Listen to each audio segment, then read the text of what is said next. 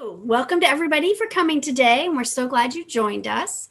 We're excited to talk about Forever 51 with author Pamela Skjolsvik.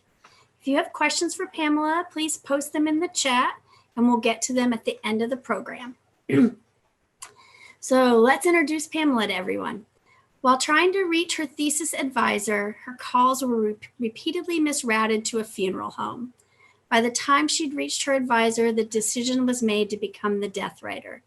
With little experience with death or grief and little social engagement with the living, Pamela launched into an immersive and intense period of interviewing the dying and those who work with people in the days immediately before and after the inevitable.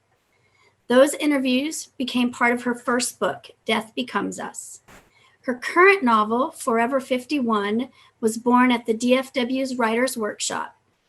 Founder of the 2020 Quarantine Book Club, Pamela holds an MFA in Creative Nonfiction from Goucher College and an MLS from the University of North Texas. She has been recognized for her nonfiction work by Writer's Digest, Creative Nonfiction, and the Mayborn Literary Nonfiction Conference. When not crafting thought-provoking work, Pamela works to preserve and protect rare books. So, Pamela, would you like to start with telling us a little bit about yourself, the book, and reading a favorite passage? Sure. My name is Pamela Skjolsvik, and thank you so much, Jennifer, for pronouncing my name correctly. That's like the biggest stumbling block. People look at that name and go, what? I practiced. Thank you. I appreciate that.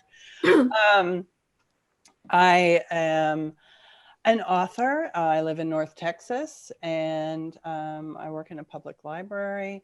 And I consider myself a nonfiction writer, but then this vampire, I had to write this vampire story, and I thought it was pretty funny and ridiculous to be writing about vampires because it's just something that I wouldn't do because I had to make things up. And I really made things up with Forever 51. It is a work of fiction. Vampires are not real, but there is an element of, there are some probably my first book informed a lot of this book. Like the main character is a hospice nurse, and this is an adult book. And so the passage that I'm going to read from is, there's no swearing, but there is some swearing in the book. This particular passage is a little maybe gross, but we're all adults here, so I think you can handle it. So this is actually chapter 35. And one of the things about the book is that it goes back and forth in time, present, and you discover when the main character turned people. She did not turn this particular person, though. Okay, New Orleans, 1974. Seamus Sansbury was a recruit for the Central Intelligence Agency when he was attacked by a stranger in New Orleans. Peeling himself up from the vile Sunday morning pavement, his head pounded from dehydration, the heat of the morning sun, and the stifling humidity. As he staggered down Bourbon Street, trying to recall his hotel's location, drunk tourists parted like the Red Sea upon his approach. Looking down to assess the damage, he found that his polyester suit was soaked with blood. He immediately checked his coat pocket. His watch and wallet remained untouched, their presence miraculously reassuring, considering he'd been passed out for hours on a high-traffic street corner. As much as he tried, he couldn't remember any specifics of the attack. All he knew was that he was alive. At least he thought he was. When he couldn't see his own reflection in the hotel's bathroom mirror, troubling thoughts bubbled to the surface. According to the maid who interrupted his nervous breakdown, his bloodied throat was neither cut nor bruised. With a horrified expression, she backed out of his room, clutching a handful of bloodied towels. Closing and bolting the door with a thud behind her, he palpated every inch of his neck in disbelief. There had to be a logical explanation. He vaguely remembered a knife, the initial pain of sliced flesh, and a gush of blood that rushed down the front of his shirt. But what transpired afterwards remained a blur. There was the distinct possibility that the blood was not his own. He had been drinking a lot. Even though he wore his increasing uncertainty and shame like a cheaply made suit, back at work, his coworkers treated him as they always had, by largely ignoring him. When they did manage to acknowledge his presence with a passing glance or a nod in the hall, he fretted over the possibility that he looked different. It wouldn't it would only be a matter of time before they would take note of that imagined scar on his neck, his consistently crooked tie, or his messy hair. When they failed to notice, he figured it had to be a staggering IQ and faultless work ethic that kept them blinded to what he had surely become, even though he wasn't quite sure what that looked like. Each morning as he walked past the carved biblical quote on the lobby wall, "And ye shall know the truth, and the truth shall make you free," it fueled his internal fire for fact. But as the seemingly endless days drew into worrisome weeks without any concrete answers, his caution and control began to wane. Whenever a secretary or librarian would pass by his tiny office, he could tell by the tiniest whiff of stirred air whether they were menstruating. Even cloaked in the sickeningly sweet smell of Charlie perfume, they were never able to mask the aroma of their wasted blood. He obsessed about the one thing he wanted, the thing he could no longer live without. It was everywhere, pulsing, warm and steady below a thin layer of skin, yet it was nowhere readily accessible. On the third floor, a cleaning lady discovered him sucking the hours-old contents of a sanitary pad in an unlocked bathroom stall. The following day, he was called in for a private lunchtime meeting with William Colby, the director of the CIA. He debated about just leaving and disappearing somewhere, but he worried they'd locate his whereabouts and ship him off to some private hell that only they could concoct. As God and Juanita were his witnesses, he had hit bottom in the ladies' room, and there was nowhere to go but up. The minute he sat down, Mr. Colby pushed a metal thermos towards him. Seamus didn't know the protocol, or at least the etiquette for this kind of indoor picnic scenario. "That's for you, Mr. Sainsbury. It should still be warm." "That's very thoughtful of you, Mr. Colby, but I've already eaten." Self-consciously, he folded his hands on his lap. "Yes, I heard about your incident in the restroom." He pointed at the thermos. "Go ahead and open it." He smiled. "I'm surprised that your senses haven't awakened by now. They still seem rather dull." Seamus looked around the sparsely decorated room, feeling as if someone were watching and recording his every movement. "I'm not quite sure what you're talking about, sir." "Open it." With trembling hands, Seamus unscrewed the lid from the thermos. When the intoxicating aroma reached his nose, his teeth shot from his gums, stabbing the back of his slightly opened lips. "They tell me it's O positive, which apparently is a preferred type. Not that I'd know the difference." Colby leaned forward with a wicked grin on his heavily lined face. "Well, look at that. You got your teeth, young man." Seamus worried over his pointy canines with the tip of his salivating tongue. "What ith?" He wiped the drool with the back of his hand. "It's your lunch, Mr. Sainsbury." Colby leaned back in his chair, stretching his arms behind his head. "I was wondering how long it would take before you broke. You've got some willpower, young man, and I appreciate that you're ethical. I value that above all else. But I can't have you sneaking around sucking on used tampons. It makes us all look bad."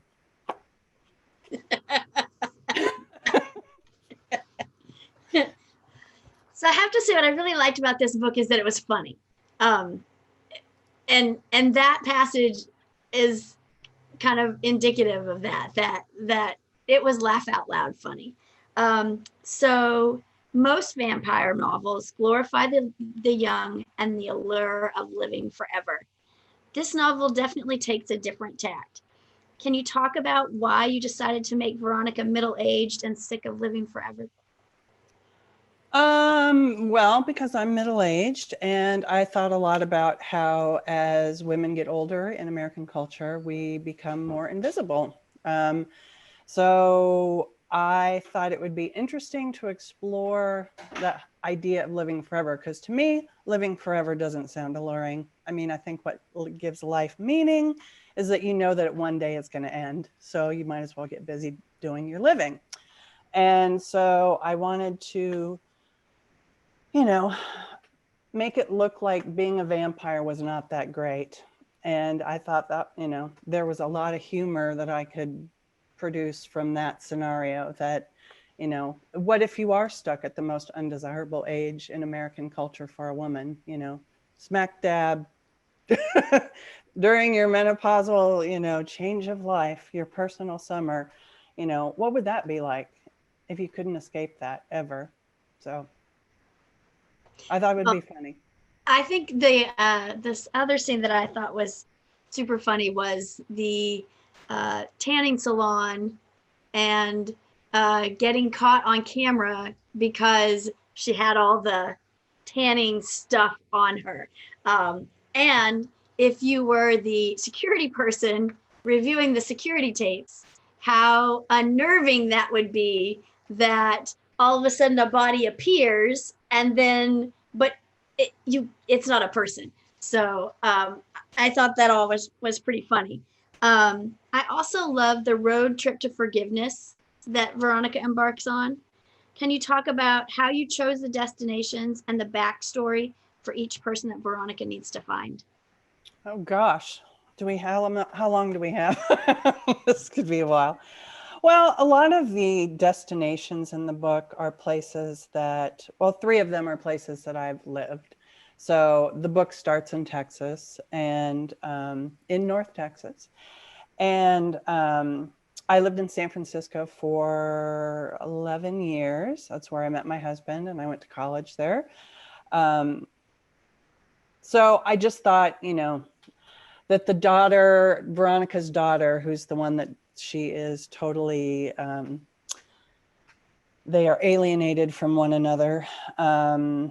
That going west always seems like that's the, you know, that's where people escape. They go west. So Veronica had to go west to meet up with her daughter. And then North Dakota, I brought that up. I'm originally from Fargo, North Dakota, you bet. And I wanted to set it there. Like that was where Veronica is originally from. Because it worked out thematically, and I wanted her husband to be a fur trader. So because that's who his victims were, is beavers. So North Dakota.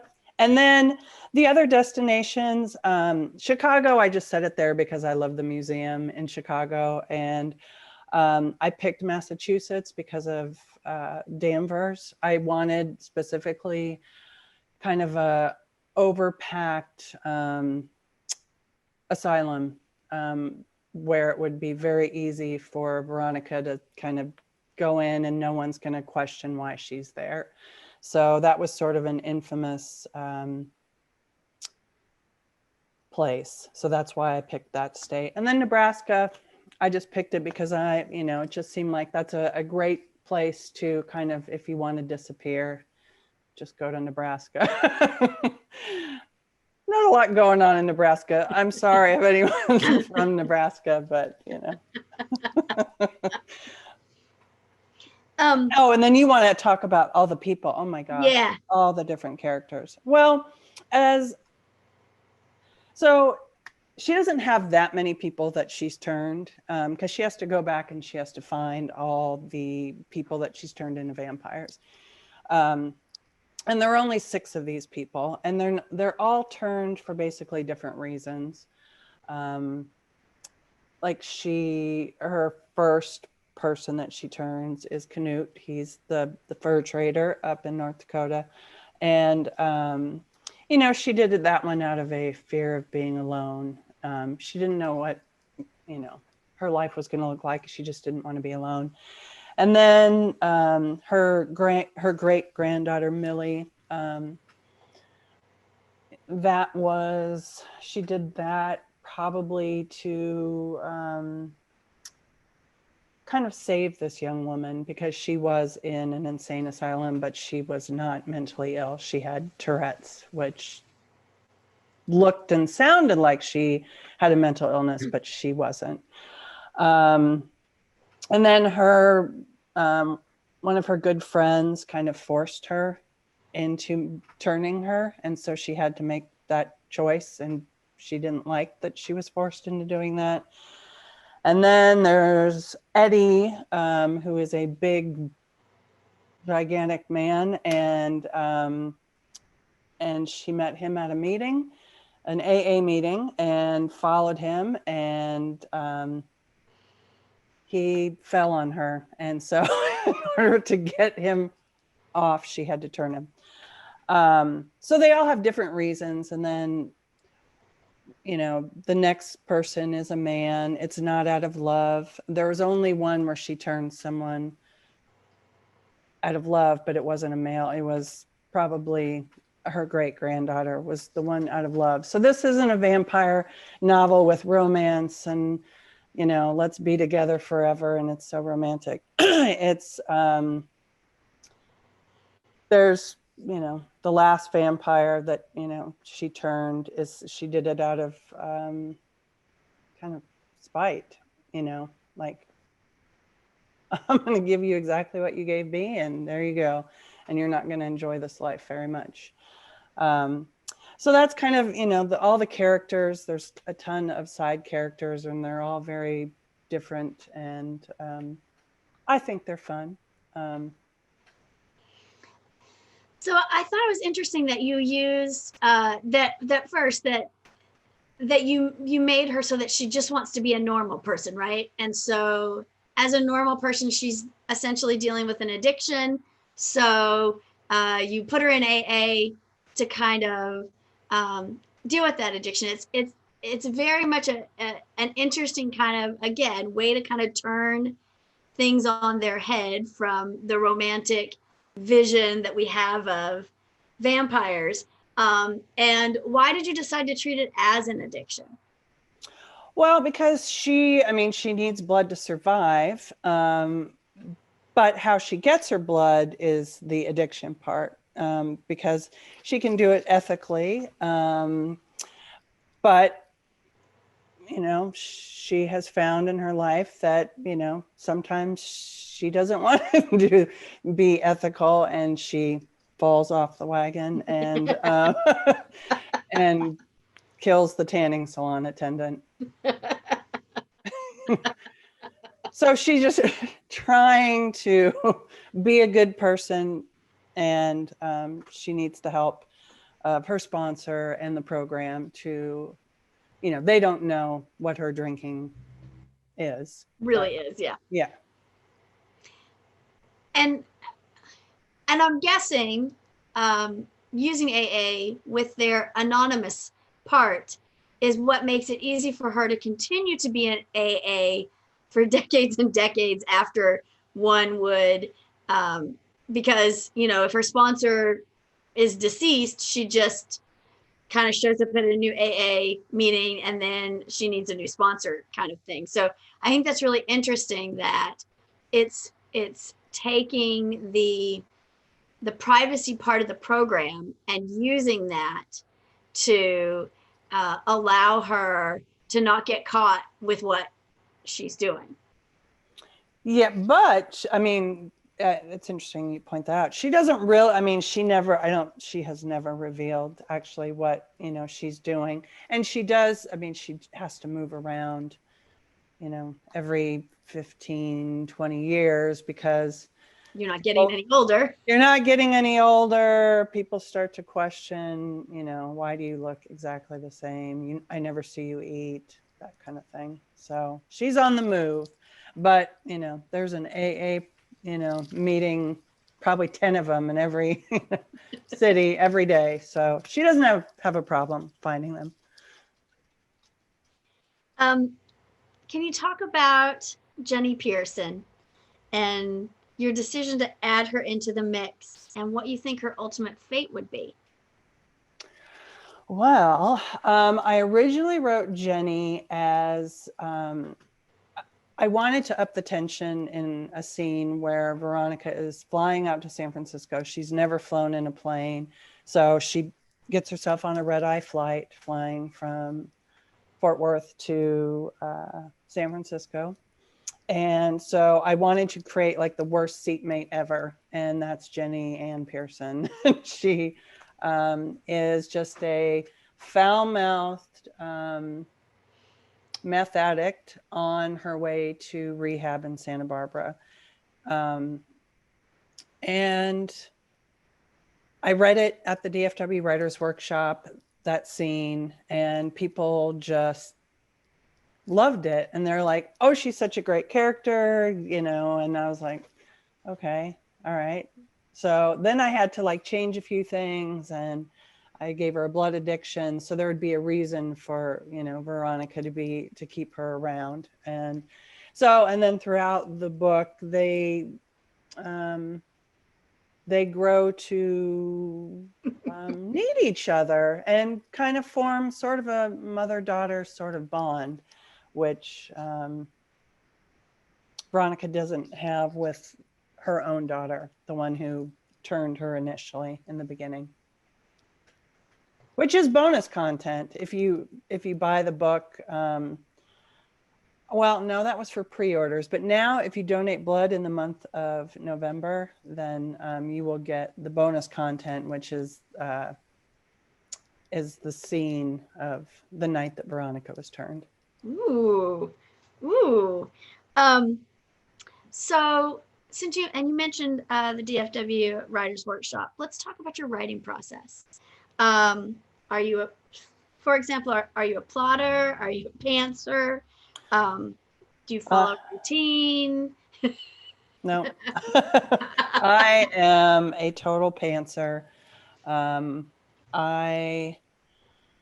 You know, that's probably why it takes me so long to write books. You know, because writing, you know, you can't, well, I try not to, you have to have a day job usually when you're, you know, unless you're Stephen King. You know, I've tried writing every day, but it's just not doable for me. I write when I have a goal, like I need to finish this scene, I need to do this, then I find it easier. I have to learn now how to be a plotter just so I can, because I am working on book 2 right now, which is about Jenny, but we're not going to tell people why it would be about Jenny, but very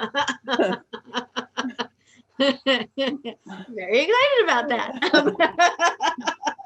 And it's called Wasted on the Young. So that answers one of my next questions was are you working on anything new? Yeah. Yes, I am. Yes.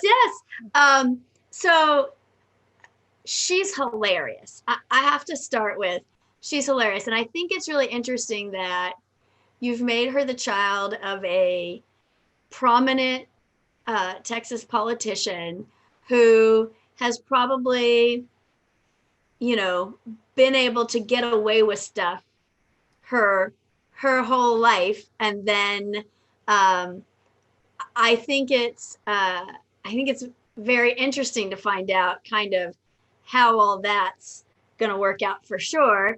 But I also think that did you make that choice so that she would be more annoying because she was just used to getting her way? Or did you have a thought process about why her dad would need to be kind of a bigwig, sort of? Well, I wanted her dad to be kind of someone who's all about appearances. You know, I have the perfect family, and then Jenny she's definitely not the perfect child in his eyes. And Jenny, even though she acts out and she is an addict, she just, you know, like everyone, she just wants to be loved for who she is. And that's the struggle, is Jenny is trying to fit in somewhere and she's not fitting in with her birth family. And then there's the aspect of her dad wants to know where she's at, you know, so we've got people on their trail on this road trip, but they don't want to bring her back. They just want to know that she's going to be out of the way and not going to affect His campaign. Not going to affect the campaign, because that's the most important thing. So and for our audience members who are listening, don't forget, if you have questions, you can put them in the chat or the QA. If you're in the chat, if you choose the selection that says all panelists and attendees, then everybody gets to see your question. And if you just select all panelists, then just myself will see it, and then I'll still ask them live. So, and also we talked about this, but everybody who's listening in may not be writers. So I wanted to kind of explain when I asked if you were a plotter or a pantser, what that means. So plotters are outlines. They have a plan. They know exactly where the book's going to head. Pantsers are writing by the seat of your pants. So I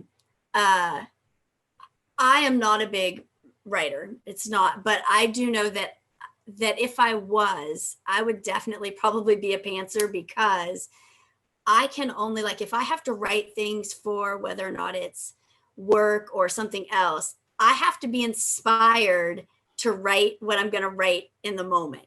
So I do a lot of, this thing is due in 2 days and I have written nothing.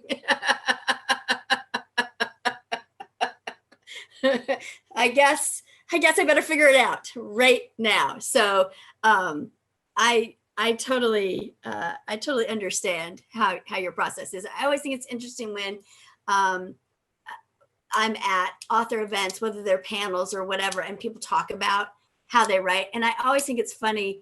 What's more funny is the reactions of the other authors who are on the panel when people talk about their process, as opposed to the audience. So, for example, there is a YA author who, every time she gets asked this question, the people on the panel who don't know her are horrified, because she writes her first draft and then deletes the whole thing and starts over.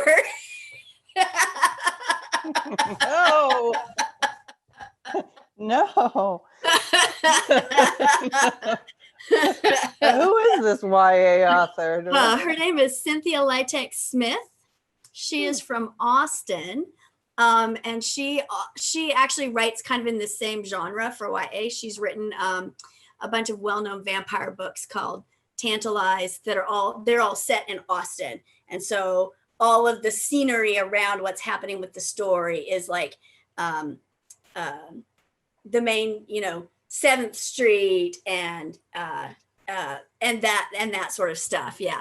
But yes, she often that is the reaction that happens. Yeah, that's great. I mean, yeah, I would not. I mean, I delete large chunks. I kill my darlings, but I don't kill all of them. Just a few. So our first question, I know you're an avid reader. Why is reading such a passion of yours? Because I love story. I think people are just wired for story. And and some people choose to get their story through television or through film, but I am someone who just loves to read a book, because what I come up with in my mind, where you read the words, and what's in my head is often way better than, when a book is made into a film. I won't name any titles, but I love to read. And I don't understand people who don't. And I actually was at a writers conference years ago, and it was one of those where you pitch the agent and there was a writer there, and I'm like, okay, practice your pitch with me. And so she did. And I said, okay, tell them, what are some comp titles to what you've written? And she's like, well, I don't really read. I'm like, what? I just couldn't understand someone who writes that doesn't read. It's like, that's weird. You want to write books for people who do read, but you're not going to read? I don't know. I thought that was very strange. I think books are great. And I think during this pandemic, books have really saved me. So what have you read recently that you think others should be reading? Oh gosh. Well, see, can I bring up my book club that okay. Absolutely, yes. Okay, yes. Yes. So I started the 2020 quarantine book club on Facebook at the beginning of the pandemic, because I had joined a 2020 debuts group on Facebook, and I started noticing that people were having to cancel all their events. And then I knew an author, Brooke Fossey, who wrote The Big Finish, and I had RSVP'd to her event, but she's like, "Oh, it's canceled now." And I'm like, "That's so sad. You've put all this work into writing a book, and you have to get an agent, and then they have to sell it, and then you edit it, and it's just such a long slog. And then you can't go and have people come, and you can't sign your name and do your reading. It's sad." So I'm like, I want to help these people. So we did a book club, and the first book that we chose was The Mountains Sing. Kwei Mai is her name, last name is Wen, and I just loved it. Have you read it? I haven't, no. Okay. It is beautiful, and she was just such a lovely person and really active participant in the book club. And everyone in the beginning, this was, I think, back in either March or April. I think it was March that we started. And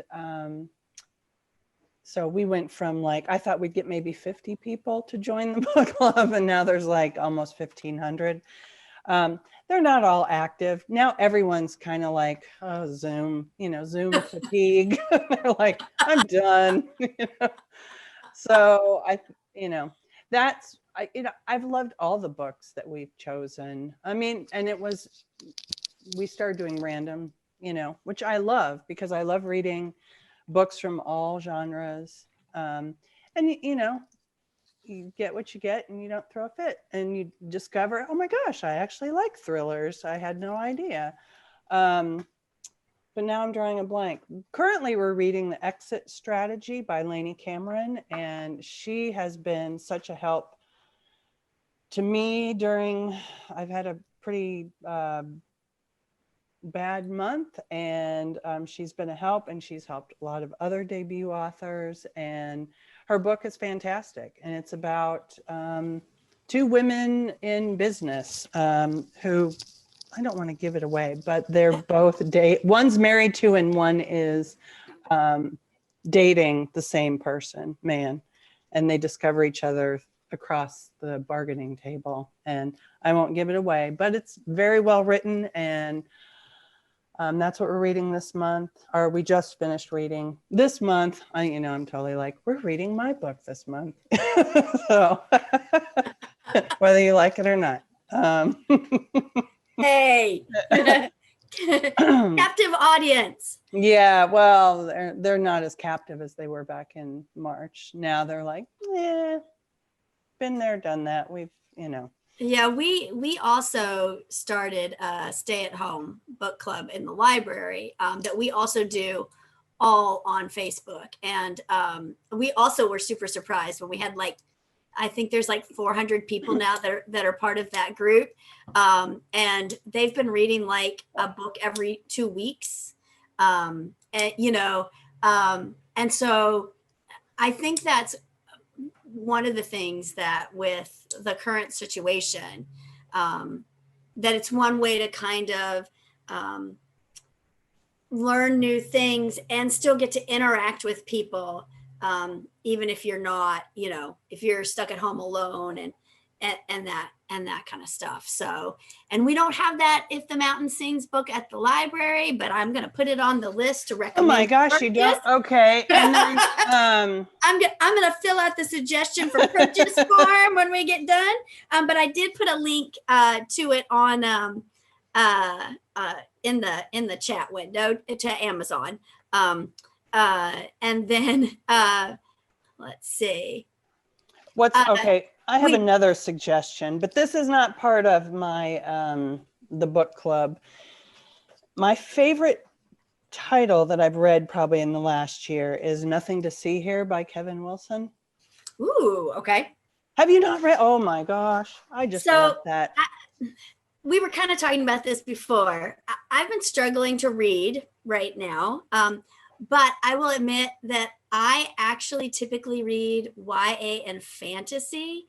So there are a lot of really great adult books. I actually am part of an adult book club that's run at another library that I joined specifically because I never read adult stuff. And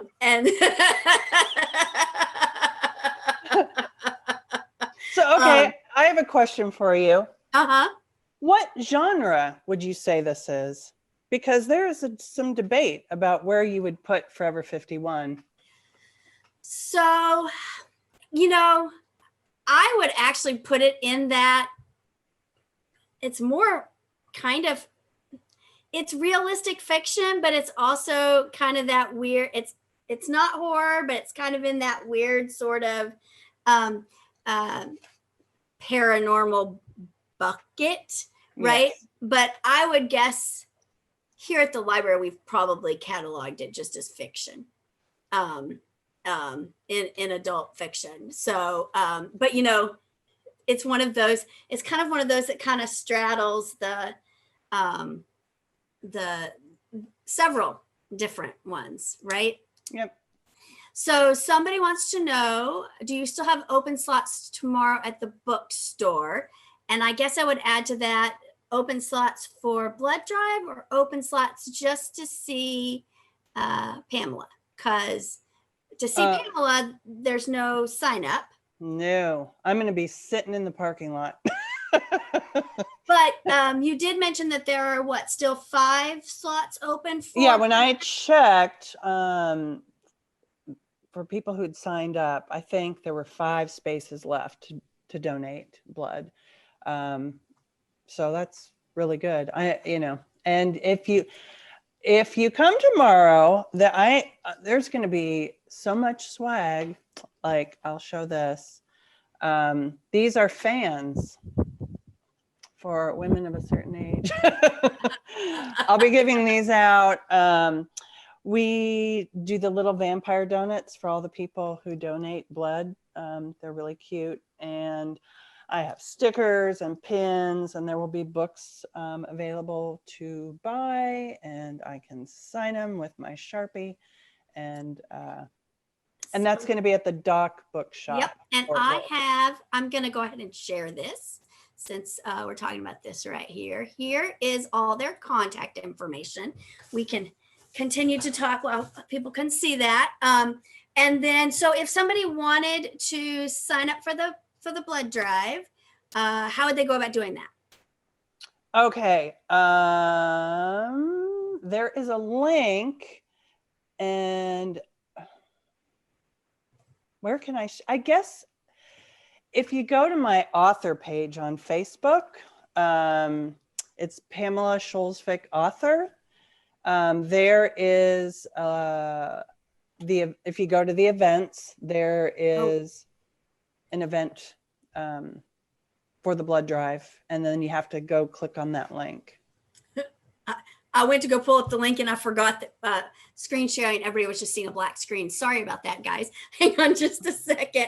I'm going to put a link in the chat here. Hold on just a second.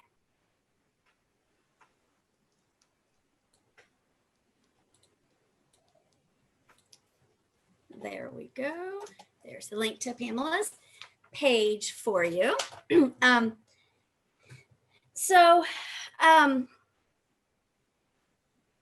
I'm trying to think of how I want to.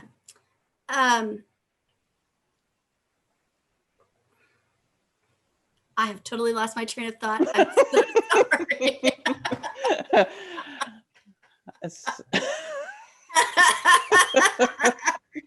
Oh, it's live. Anything can happen. We forget what we're saying. Yes. Okay. And for those of you who are wanting to know, it's from 1 to 5 tomorrow. Yes. at the dock. That was the rest of what I was gonna say. So and then did we have any other questions? And I just think that the concept of this is so great. I love books that are not what you expect them to be. And so, and I feel like you definitely made a very conscious choice to do that. And so I really appreciate that. So we have another question that is it more fun to write fiction or nonfiction? Well, with nonfiction, I write about things that I do. So I'm pulling from experiences, like immersing myself in, riding around with EMTs or going to death row or, an experience. Right now, because we're in a global pandemic, my experience is going to the grocery store. Mine too. I cannot make it that thrilling, I went to the Kroger and somebody was not wearing their mask correctly.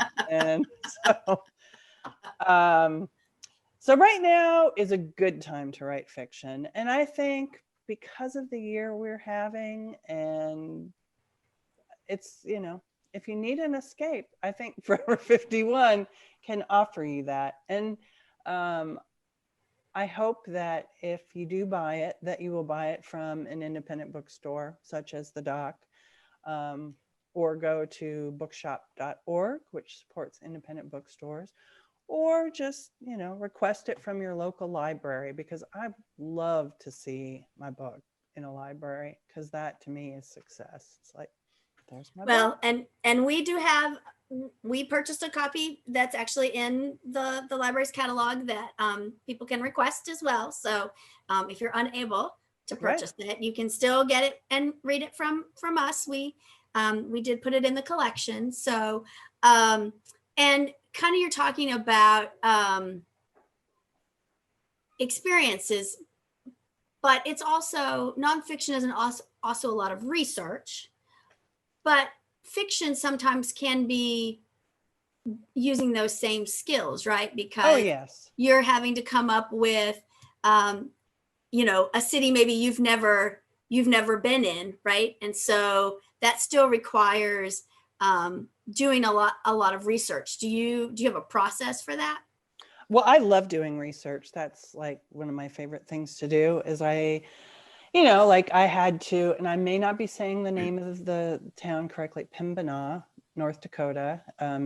So I had to learn about that city. And so, I went on, their website and then Google Maps to see what it actually looked like in the area where they're at.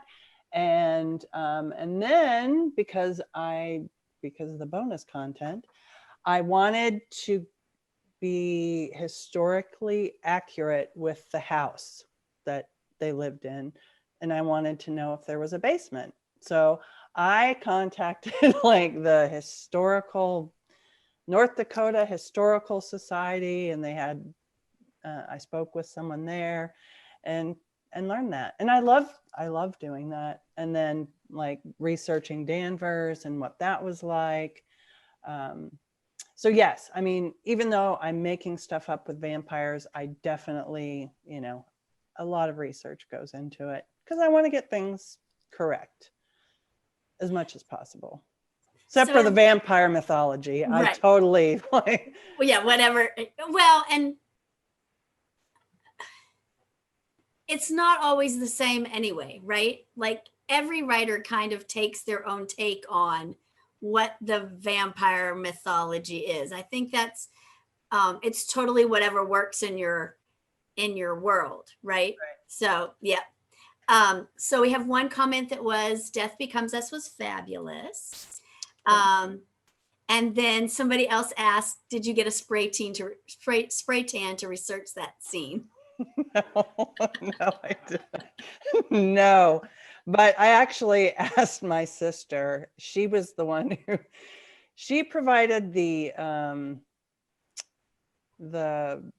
the experience for me. And I remember her just saying that she just kind of felt mortified by it, and that the attendant asked her to lift her boobs up. And so I was like, I'm going to keep that. You know, I'm not brave enough to do that. So I've only had one where you're in the booth by yourself. like, I've never had one where somebody actually spray tanned you. But it's still some of the same similar, like they give you a list of things, like, you know, you have to put when you go in the booth, because it's like a shower. You have to put, like, they give you lotion, and you put lotion all over your hands and the bottoms of your feet so that they don't turn orange. good to know. So there's still some, you know, this is ridiculous. Why am I doing? Yeah, I did not. I couldn't do that.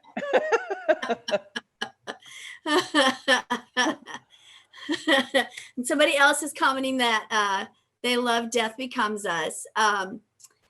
So I think that's everything I have. If we don't have any other questions, I think we might be done for today, unless there's anything else you wanted to share. No, just if you come out tomorrow to the Doc Bookshop, it's all going to be very socially distanced. We will be wearing masks, even though we'll be outside. It's a wonderful, I had no idea that there was this independent bookstore in Fort Worth. So now that I do, that's where I'm going to go. So. I will say we use them for our author events, anything that's adult, all the time. There's actually also a children's independent bookstore in Fort Worth called Monkey and Dog. Yep, I know. Yep, which is who we use when we do youth authors. So absolutely, definitely visit them. They're great. Now, I do know she's been super busy. So if you're not going to go to the event and you just want to order a book, it's probably better to just do that online, because she's been super busy. So a lot of times you have to leave her a voicemail, and then she calls you back to fulfill your order. So I always just kind of let people know that. But it's great that she's super busy. We love that. And we just want to say to everybody who's here, thanks for joining us today. And we hope that you join us this week on Wednesday for our writing workshop with Dr. Faye. She is an SMU professor, and she's going to be talking about writing the elements of fiction. And that is going to be, it's a new series that we're doing. So we're going to quarterly have some type of writing workshop. So we'll have the one this week, and then we'll have another one in February. And then we have another author visit with author Sasha Geffen on Saturday the 14th at 4:00, and discussing the book Glitter Up the Dark, which is all about music and some of the gender politics of some of our most favorite songs. It's really fascinating, and we hope that you join us. And thank you again, Pamela. It's been great. And we're really glad to have you. So thanks everyone for coming. Have a nice day.